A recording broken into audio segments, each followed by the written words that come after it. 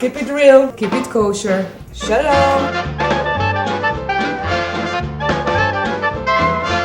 So our dish today takes us to Morocco. This is a flavorful, spicy, Moroccan-inspired fish.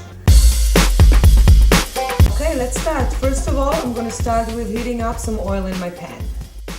And while it heats, we're going to infuse the oil with some spices. So I'm going to add some garlic and some sweet paprika to the oil and let it heat together, and we'll let it simmer for a couple minutes on low heat. Today I'm going to use jalapeno peppers. Next ingredient, we're going to add our carrots.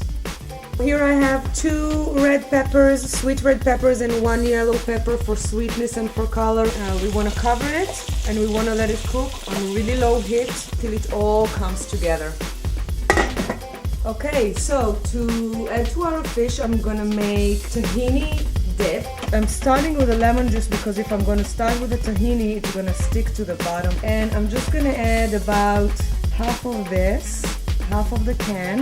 I'm going to add my parsley and cilantro. I'm going to season with some salt, some black pepper, and I'm going to add some cayenne just to give it a little bit of kick. And you can see the consistency is changing. And that's it. Our green lemon tahini is all set. What I'm going to do, I'm going to take the pieces of the fish and I'm just going to put them on top of the vegetables just like this. I'm going to add a few dry red chili peppers. Then in a little cup I took some water, some oil, and some regular sweet paprika, and I'm going to pour it all over my dish. So we're going to cover it and we're going to let it cook for just a little bit more. Okay, so our fish is ready to serve. Ooh, wow. Look at these wonderful colors. Look at the amazing sauce that we have. I'm dying to try it. And how I like to eat it is put a little bit of the tahini, and then take some of my veggie and some of my sauce.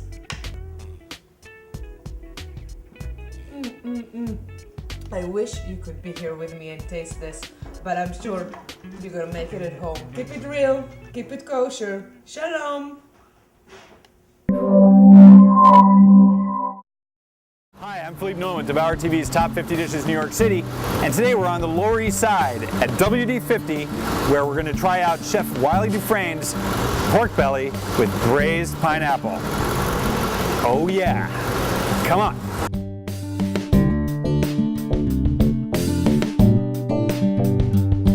Wiley Dufresne from WD50 here with pork belly, pineapples, capers, sunchokes. There it is. Right there. Knowing that Philippe's a little off, I'm sure he'll find this to be delicious.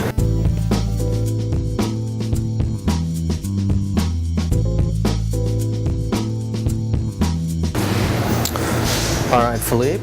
I don't think you're going to dig this a bit. Wow. Okay, so wait, there's a lot on this plate. Can you break it down for me again? Certainly. We've got our pork belly. Yeah. And then it's sitting on top of a caper emulsion. It's simply a puree of capers and a poached egg with a little bit of grapeseed oil. Okay.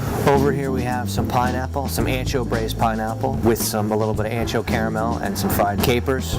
Right. Some sunchokes, and then some chive blossoms on top. A little bit of pork sauce, pork jus around. It's a group effort here at WD50, and we had started trying to conceive a new garnish for the pork dish, and we were tossing around the pairing of pineapple and capers, and really liked that salty sweet interplay. And so then we brought in the ancho caramel to give it a little heat, so it was salty and sweet and spicy. And then it was at that point that we realized that we were certainly heading towards the Hawaiian pizza territory. I have to ask you about the belly, because this is so beautiful. Like the striations on this, it looks like big thick slab bacon. We cook it slowly, 155 degrees for 24 hours, and then we press it to cool so it stays nice and compact. Right. And then we portion it into big rectangles, and then they just get roasted on the skin side, and then spend a few minutes in the oven just to warm it through, and then we slice it up. This little stack, these are sunchoke Those are just pieces of sunchoke that were again sliced and then poached at about 90 degrees in a bag, sous vide as well, for a little while. We saute them in a little bit of fresh butter, crisp them up, take them out of the pan, and then we throw those chive blossoms in there, hit it with a splash of water, create some steam, and just sort of wilt them a little bit. You should get on in there. Give it a try? Yeah, definitely. Man, if you like your bacon thin, this is not the place to come to. Here we go. The whole shebang. Yeah, not bad, right? It's beautiful. There's a little bit of that crunch, a little bit of that fresh vegetal note, but it's not too pungent and not too much raw onion flavor. Not you at know, all. it's been softened by a little bit of steam. Yeah, it's more textural than anything else. You know, you have this sort of bouncy, yummy bacon, and then, pork belly, thickly cut, and then a little bit of the snap, a little bit of the crunch. Yeah, a little bit of crunch. When you've got this crazy sweetness of the pineapple. We make a caramel, and then we deglaze it with some water, and then we throw the anchovies in there, just sort of braise in there, and then we just blitz the whole thing up, blend it up. And then we take some of that caramel, that braising liquid, after the pineapple's been poached in it, and we set it with a little bit of agar into a gel, and then we puree it, so it's got that almost toothpaste-like consistency that we can make those dots with. I mean, you have to be careful using toothpaste as a descriptor, because I don't think that toothpaste equals deliciousness. I have to ask you, I mean, the way it's presented is so interesting with the different parts sort of surrounding the pork belly. Not only is this delicious, but this is kind of, you know, beautiful. Well, again, that's most of the sell, right, is how it looks, you know? Most people make their decision right then and there. Chef, you know, I'm an easy sell when it comes to pork belly because I just love this stuff. All the elements that come into balance on this Hawaiian pizza dish thing. Clearly one of the top 50 dishes in New York City. Right. Chef Dufresne. Thank you very much. Whoa! And you got it! You got it! All right, free dessert, free dessert.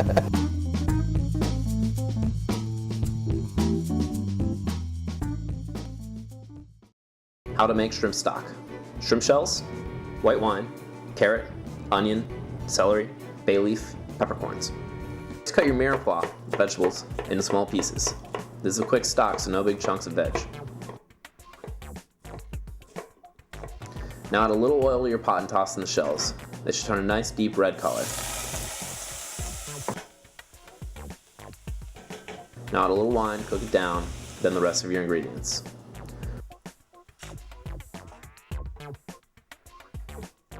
From here, fill the pot with enough water to just cover everything and put it back on the heat for a very slow simmer.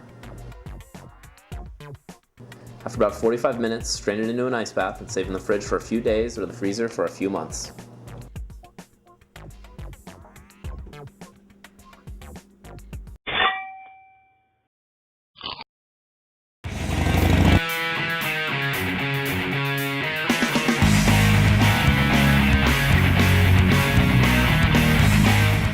Hey Gross, what's up with the letters on the label of a cognac bottle?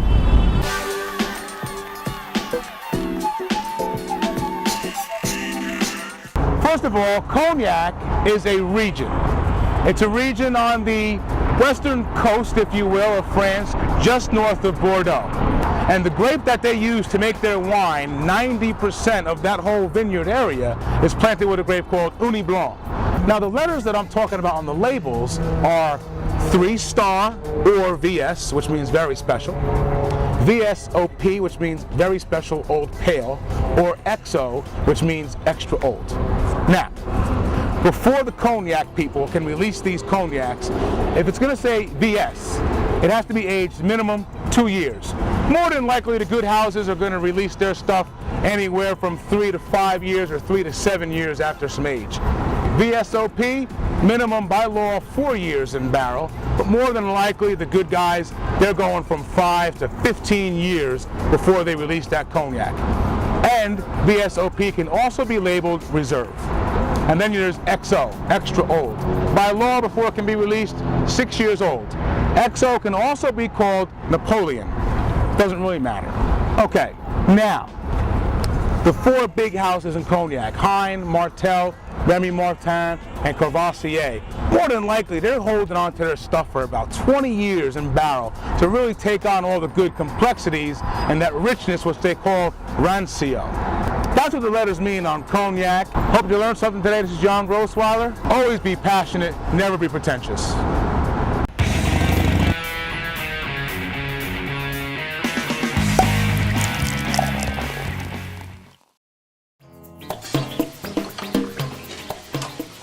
So the first restaurant that I worked at in Vermont, one of my best friends from culinary school was there with me. He loved to play jokes on the waitstaff.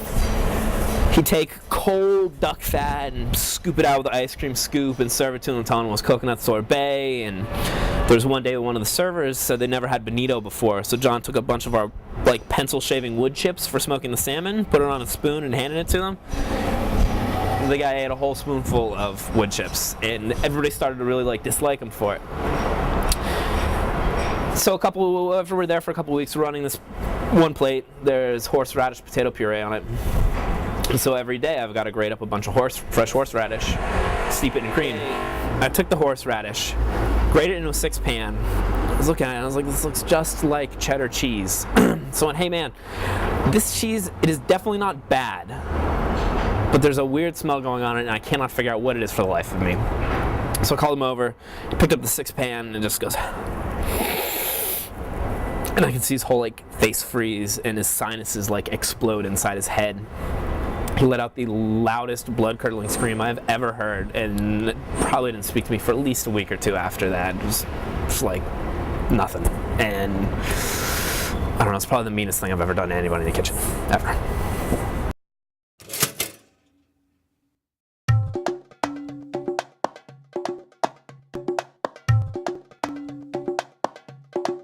Here we are in southeastern Thailand on the island of Koh Chang.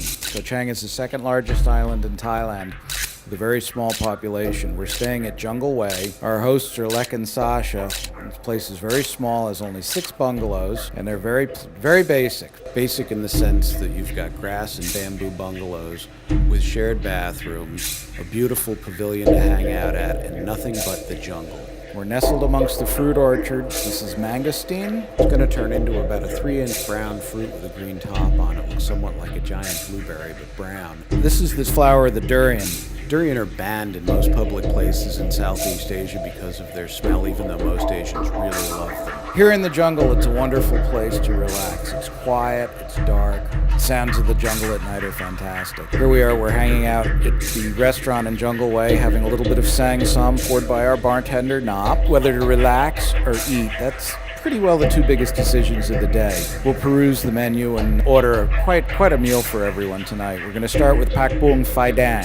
That's Pak Bung Morning Glory done in a very hot skillet. The key is the hot skillet. Phai Dang means red fire. The chef here at Jungle Way is Pawn. Pawn is Lek's mom. She's been a professional chef for about 20 years here on the island at various resorts. Morning Glory, oyster sauce, soy sauce, garlic, and chili peppers. Cooked very, very quick, very, very hot. Probably our favorite vegetable in all of Thailand. Absolutely delicious. Here we have planung manao. That's tub tim fish steamed in lime juice, served with plenty of garlic, cilantro, and lots of chili peppers. Probably the best way to cook fish. Now we're gonna do Pawn's fried potatoes. Onions, garlic, spring onion, lots of oil. You pre-fry your potatoes and then you refry them again with the oil and the garlic and some butter. We're gonna do the spring onion, the garlic, and the onion in the butter. We're going to fry that while the oil heats for the potatoes. We're going to use some pre-fried crispy garlic, which you can buy in most Asian grocery stores. The secret is the garlic. Put your pre-fried potatoes back in the oil, get them good and hot, make them a little bit crispy. Once they're crispy, then you mix them in with the vegetables, stir them up, sprinkle on that garlic, and you're ready to go. This is probably one of the best ways to cook potatoes, and it's amazing that we'd have to go all the way to Thailand, a country that isn't even usually using potatoes, to find it. Our next dish is pad thai. We're going to start with some hot pan and oil. We've got pork, plenty of spring onion. They've got to be cut in large pieces, shredded cabbage, and shredded carrots. I'm going to put the garlic and the pork in the oil, get that cooking. And the key is, again, to have your pan hot. I'm going to break an egg, stir that around with the garlic and the pork. Pad Thai is made a little differently everywhere you go. Here we're using some vinegar, and the key is to put the vinegar at this stage. This is soy sauce. Add some of that. Add sugar. This is sweet soy sauce now. As Pawn cooks this, the smell is just wonderful, and that's what you can't see here on the video, but it's not quite sweet enough, so we add a little more sugar. Then we put in the pre-soaked rice noodles. The noodles will soak up the juice from the eggs and the pork and the vinegar and the sugar flavor, and that's really how you integrate the flavors. Now we're going to add in the rest of the vegetables, stir that around some more, and there we have it. Pad Thai a la Jungle Way. Thank you, Pawn. This is a wonderful recipe, and we've really got a good look at it. Dinner's served in the restaurant out under the soft light. There's about a dozen of us here, and we're going to enjoy dinner, and soon it'll be time for some after-dinner entertainment. Our host, Lek, who's a former fire dancing champion, he's going to give us a little demonstration tonight. Fire dancing is a popular skill in Thailand, and many, many people come here just to learn this.